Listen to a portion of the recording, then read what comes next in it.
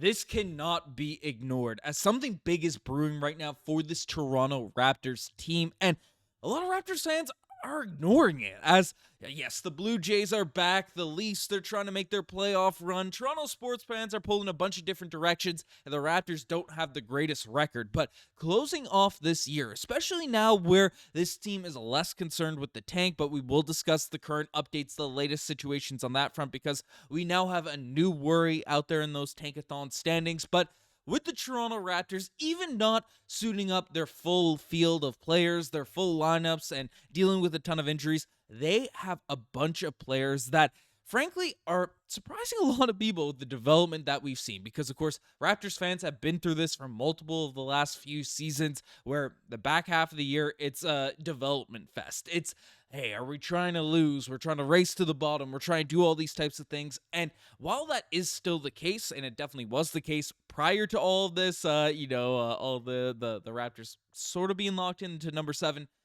there are a couple things that we have not seen over the past few years in regards to development in terms of players stepping up, and regardless of the level of competition that Raptors fans have been seeing, it is something to get very excited about. So we're going to dive into all of that in this video, but before we do, bring it up again. If you want to hear us on the go, listen in the background. We are uploading all of our content out there to Spotify, Apple Music, wherever you get your podcasts. So definitely check that out. You can see a little link of our Spotify link. If you're liking the vids, leave us a nice rating if you're enjoying it. I guess leave a rating if you're not liking it. But let's dive into the news, because the Toronto Raptors have a very, very intriguing situation on their hands, because they have a lot of young guys just stepping up. Yes, we just absolutely smacked around the Philadelphia 76ers 123-101, but there are really some interesting storylines that should not go under the radar to a lot of Toronto Raptors fans, especially people that are excited about this team going into next year. So let's take a look at it, because the first guy I brought up a ton, we'll briefly touch on. RJ Barrett needs his praise, needs his flowers, because with the exception of free throw shooting this season, he has really taken the jump. He has taken that leap into a guy that you can rely upon as one of those top-level scorers out there on your roster. And tonight, did the same thing. 31 points, 5 rebounds, 5 assists, 12 of 22 shooting from the field, 4 of 7 from the three-point line, knocking down the shots. Again, the free throw shooting is a concern, 3 of 8 from the free throw line. But other than that, man, the poise that he's playing with, the confidence he's playing with.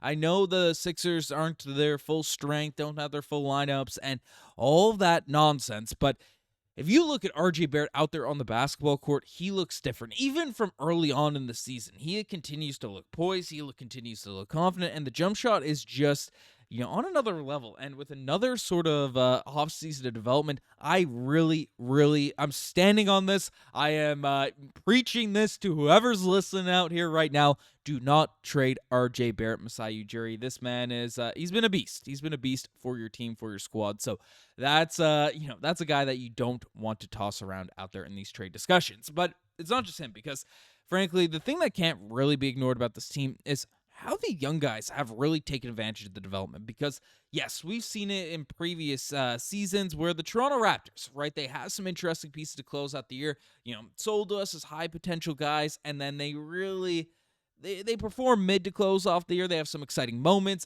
but really nothing comes of these types of guys, into the Toronto Raptors lineups, rotations, or anything like that. Whereas a guy like Jamal Shead, I bring him up on a lot of these sort of post-game videos and stuff.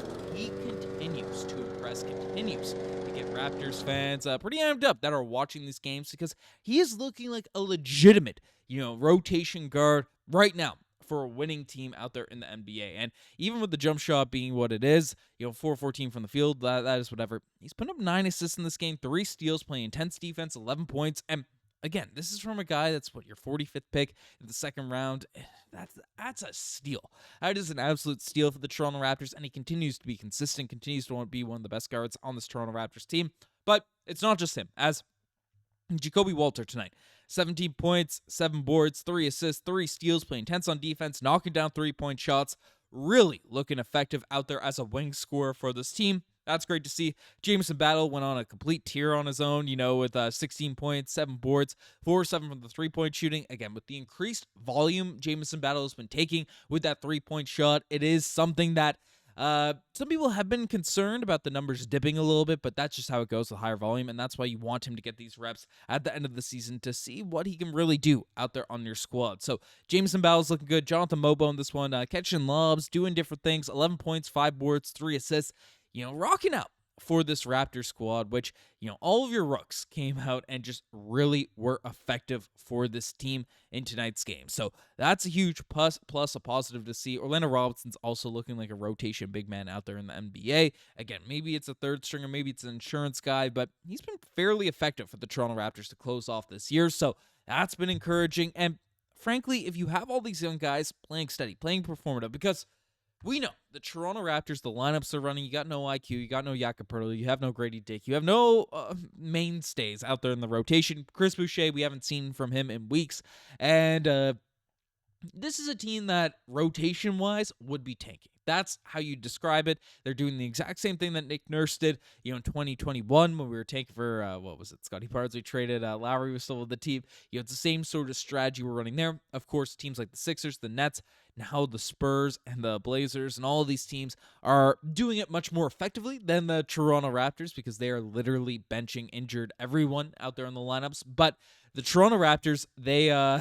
even with these lineups, these young guys have come in, they've stepped up, they've looked very, very effective on the basketball court, and frankly, that's a huge positive. That's an indication that these guys will be able to be in the rotation, be able to get some actual run for this upcoming season versus, guys we've seen in the past that, did show flashes, but the team was still losing, still getting slapped around, still getting blown out, and it was still just a mess. Whereas the Toronto Raptors are out here fired up and playing really well. So that is a positive to see. But what's the effect of all this winning? Because again, with all the losing, people have been looking at this, and the Raptors still have a solid cushion. We're not catching the Sixers, we're not catching the Brooklyn Nets. That's just the reality of it. It's, our schedule is too easy. These other teams are tanking at such an elite level. That is what it is. But the one concern out here on this list is the San Antonio Spurs and the Portland Trailblazers catching the Toronto Raptors in the tank on standings. Yes, we do have that sort of 4-game cushion out there on the San Antonio Spurs, but they are losing a lot of games as of late, and their schedule is very, very easy to close things off. I mean, they play the easy to lose. I mean, I guess there are some winnable games in there for the Spurs, against the Blazers, which is another team that we're worried about. But with the exception of the game against us, these are all teams that are competing, trying to jockey for position out there in their respective conferences. So they're going to come out in full force on the Spurs, and then the Portland Trailblazers. They have a little bit of an easier schedule, so I wouldn't be shocked if they get some wins out here to close off this year. The Utah Jazz, they play the Spurs, and the Bulls have been better as of late. The Hawks have been better as of late, but it's some winnable games maybe in there for Portland. But the Raptors, they have a much lighter schedule to close off this year. I mean, we play the Bulls have been better, so maybe that's a loss there. The Detroit Pistons, the Dallas Mavericks have Anthony Davis back, so we'll see how those ones end up shaking up. But the Raptors still have a very, very light schedule. So if the schedule's light, and the Raptors are likely to get some W's. I still think the 4-game cushion's safe. I'm not rooting for the Raptors to lose these games anymore, but it is something to be mindful of. It is something to be aware of because if you're not familiar, the Raptors are trying to catch Cooper Flagg, who has been dominant out there for Duke, and the more games we win, now at this point, the more our draft positioning can fall. We're out of the playoff picture, so that's realistically, there's maybe a chance, but that is how it is. So let me know what you guys think about this whole positioning here. Now, I left this guy to the end because he didn't have the greatest game tonight. Scottie Barnes, you would like to see him be more dominant against the Philadelphia 76ers squad. I'm not too worried about it, just given the position of the Toronto Raptors, how things have been going to end off the year. And giving a shout to Scottie Barnes as he ended up donating $80,000 to a Brampton private school that was in desperate need of it, as essentially they've been fighting to keep their doors open following a financial debt, and the school, which provides programs for children in pre-kindergarten to grade 6, including for children in the autism spectrum, the ASD, had been struggling to financially recover after they had been closed for a period of time following the pandemic, and according to the principal, Barnes' donation was crucial to reach the goal and save the school from closure. So shout out to Scottie Barnes, even though he didn't have the greatest game. W day out there for Scottie Barnes. So I wanted to give some praise, shine some light out there on that one there. But let me know what you guys think about all this in the comment section down below. You guys are the best thing as far as subscribe to the channel. Check us out. Check us out on Spotify if you like your audio platforms, audio podcasts. But anyways, you guys are the best. I'm signing out. Cheers.